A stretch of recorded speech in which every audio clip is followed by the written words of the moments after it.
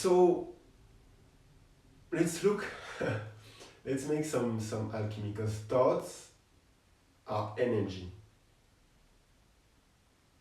For real. That's really a basic. Like, if you don't understand that your thoughts are things, are energy, it's going to be there's a certain threshold, there's a certain passage that you just, your thoughts are energy, your thoughts are things. So how do we navigate that? And when energy comes in, it's just energy. You are the one that is making the energy dirty. By saying this is bad, this is good. Distinction, separation, conflict. When a bad thought comes in, it's you that said it's bad. When a good thought comes in, it's you that said it's good. So you keep the good thought, because you have a distinction that is made, that is emotionally empowered, empowered. You desire the good thought to be close to you and the bad thoughts to be away from you, because you don't want to identify with the bad thoughts. So you put resistance on the bad thought, so you give it energy, and you put attraction on the good thought, so you give it energy also. So the energy goes into non-identification and the identification, which both reinforce the personality and the concrete conclusional mind. So you are using your thoughts, which is energy, which is you're using your mental body to reinforce your conclusions, your personality, which creates separation, distinction, conflict. How to bring conflict into harmony? What is the end of distinction?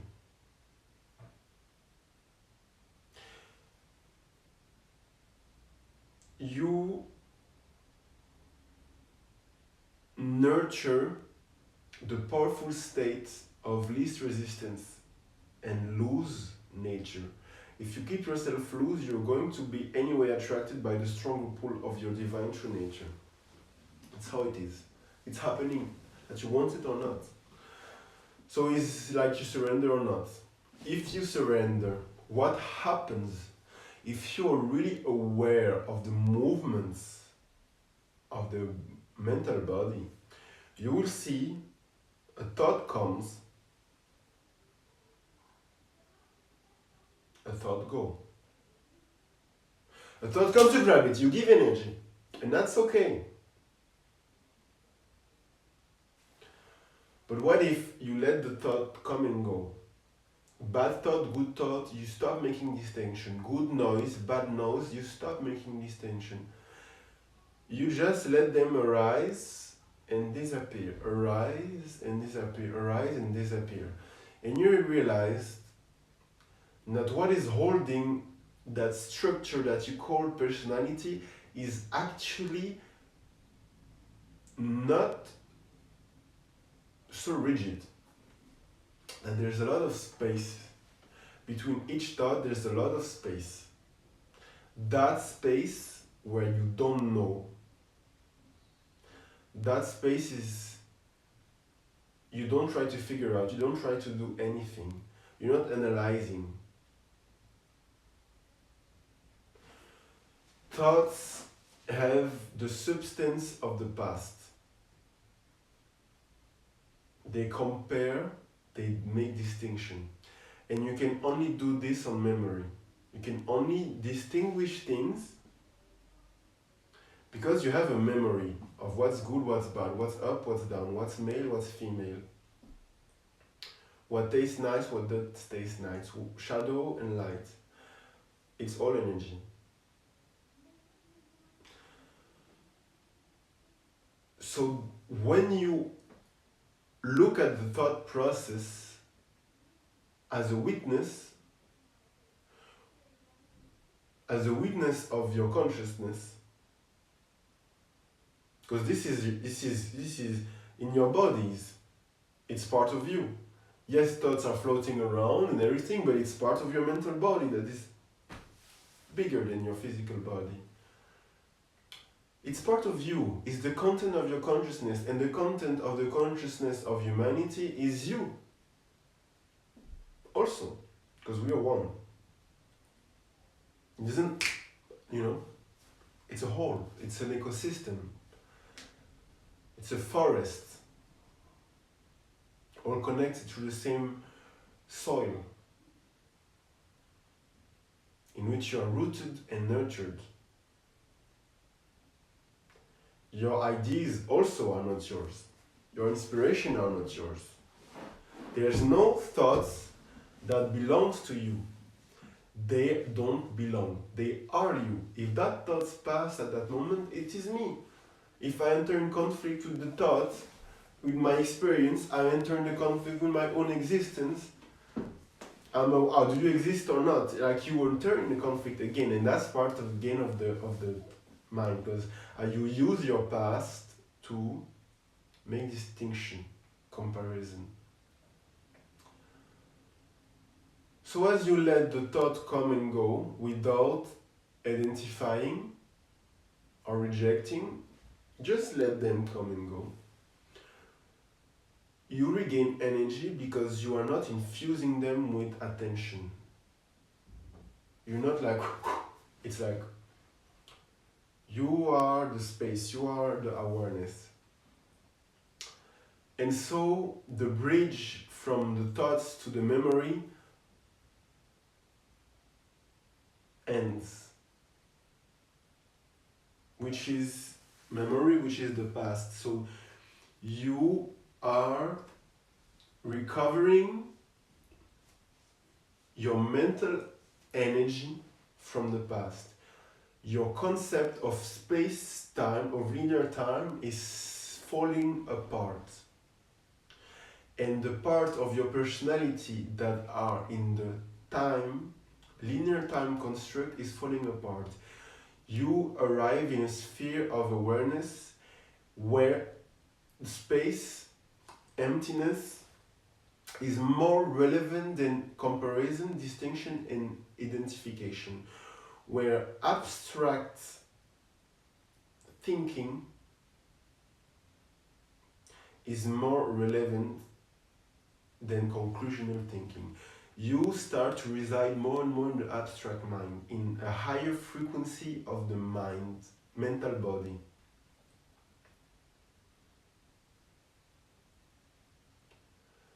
And so your thought form that you created, that is your identity,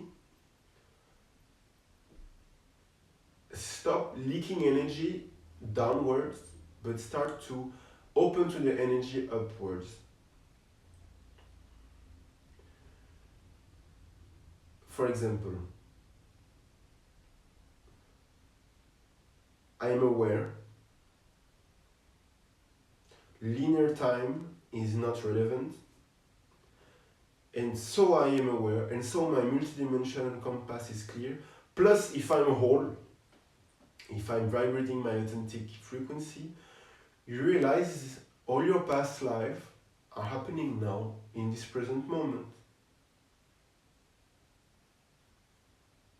This present moment, in this present moment, is happening all your past life, all the past life of the collective, the beginning of this universe, the end of this universe, of this cycle,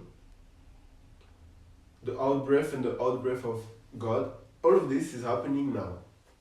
This is the eternal present moment.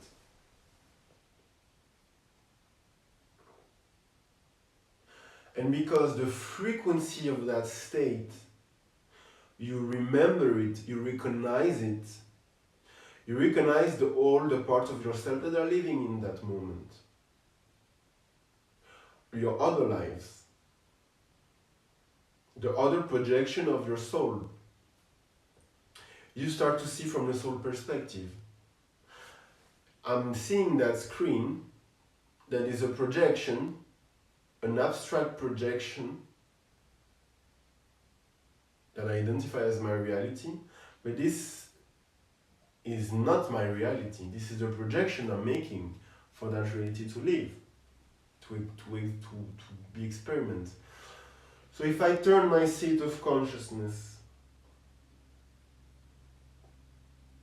to the now, and I'm looking from where the projection is coming from, you are being invited into much more awareness, or much less in a way. Because awareness is not attention. Awareness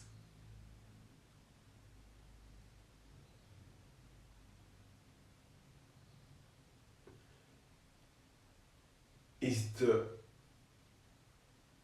only substance in the present, the eternal present now.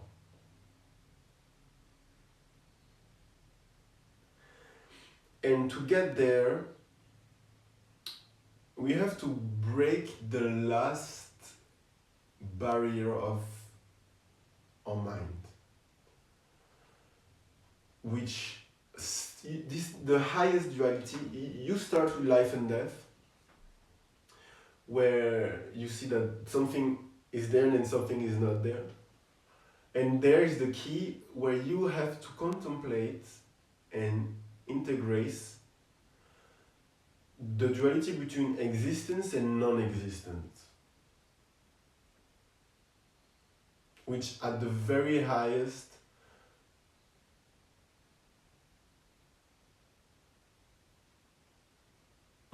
we're arriving to the end of the thought, not the thought process. Yeah, we're arriving to the end of the thought process because there's nothing to be thought about anymore.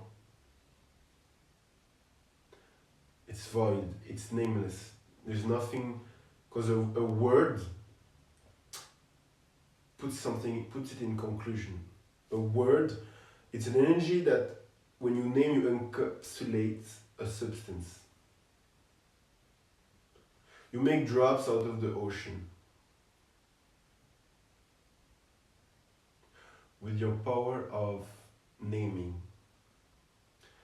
That is why there's a nameless line between existence and non-existence. You are the bridge from heaven to earth.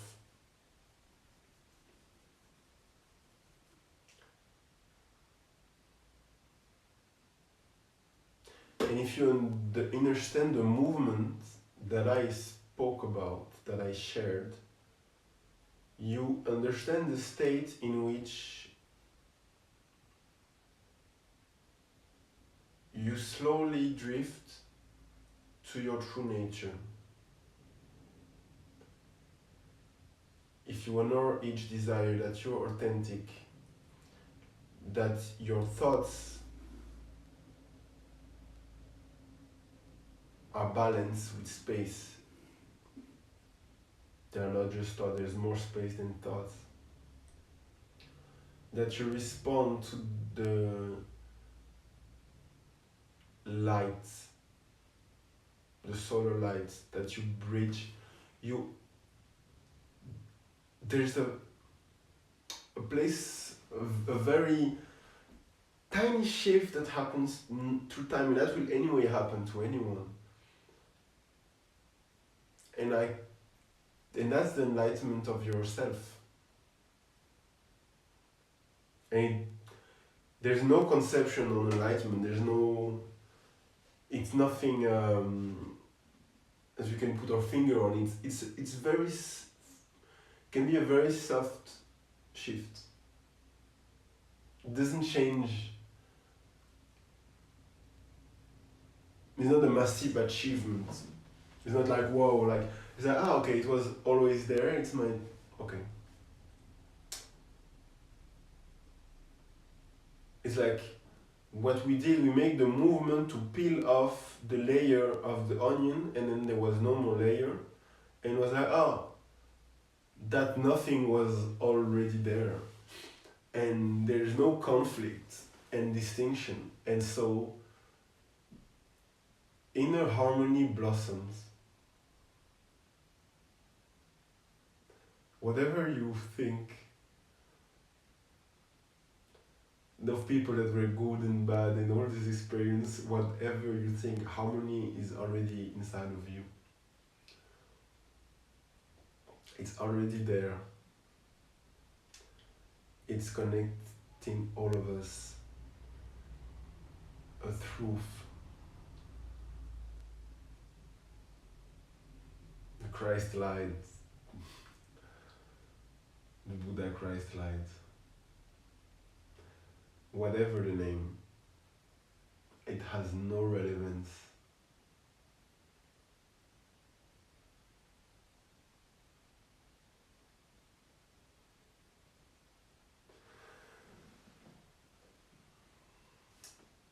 And the movement to there doesn't have movement of coming back.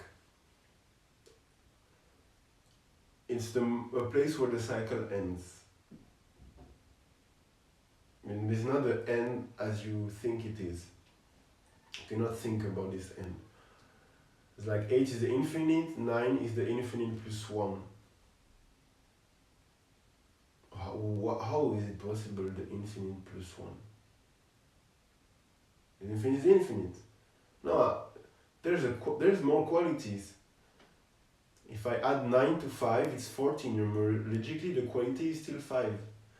If I add 5 to 0, it's still 5. So 9 and 0 doesn't change the quality of 5. I add 9 to 5, it's 14, it's still 5. But we arrive to 8, we arrive to the infinite. So how can it be something more than the infinite that is actually the same quality as 0, but it still adds a quality or take a quality of what? That's what we do. That's this moment of breakthrough where distinction goes away. In each synchronicity, all the realms align together for you to remember that everything is one. The experience of oneness in three-dimensional space, it looks like the things are separate.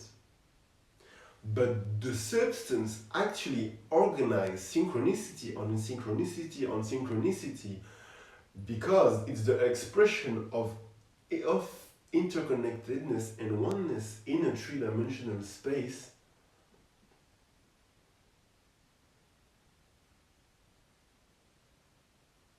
Where the experience is separation. And that's totally okay. You separate so you want to go there. When we are there, we want to go here. Why conflict? It's okay to be here, it's okay to go there. And the both desires for experiencing each one of another is completely okay. No conflict. Because harmony. When we arrive in the no space, in the nameless, there's no coming back. You can build a thought form to come back, but you are no more. You are just a channel. You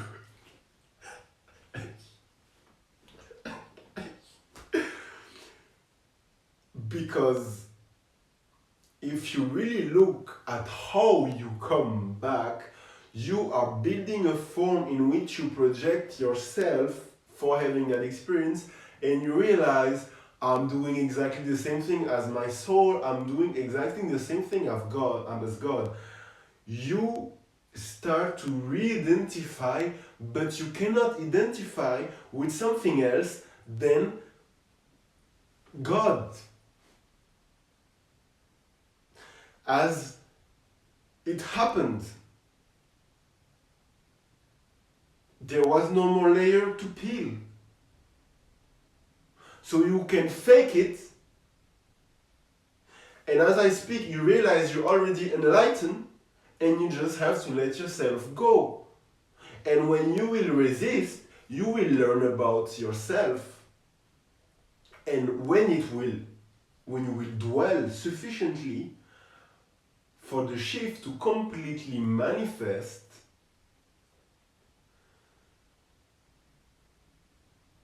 resistance will be sacred because it creates matter. That there is some energy, light energy, that is resisting the great current, and that it's slowed down, it allows the matter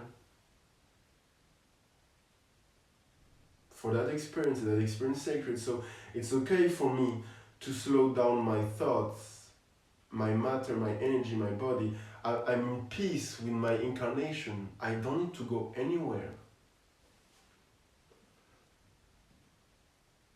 There's no idea or concept to be built around enlightenment. There's no, because idea will create conflict, distinction, and separation, and so on and so on.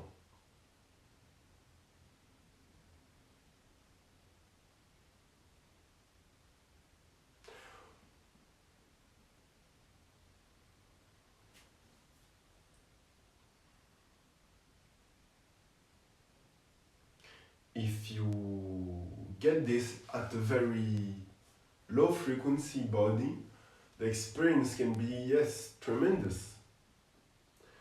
If you already have encapsulated a lot of light in your cell, it may not be.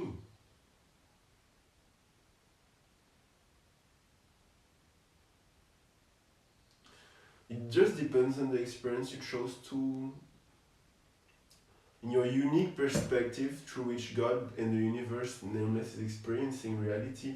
It's just how it is. But there's no other perspective than mine right now, in this eternal present moment. In this eternal moment, there's my perspective right now, and it's mine. And there's yours, and the others, and that's absolutely beautiful. That we can be one like this. It's so rich. I'm very happy of what we created, very grateful. And it's hard. Oh my God, it's hard. And people out there in the cosmos, in the other civilization in the world, they'll be like, oh, you've been on Earth. Sheesh, respect. We know that. I forgot. This was a talk with Baba, and I wish you a lot of love and light. Take good care, my lovelies. Take good care, brothers, sisters, family. I hope you could get what you need. I made a little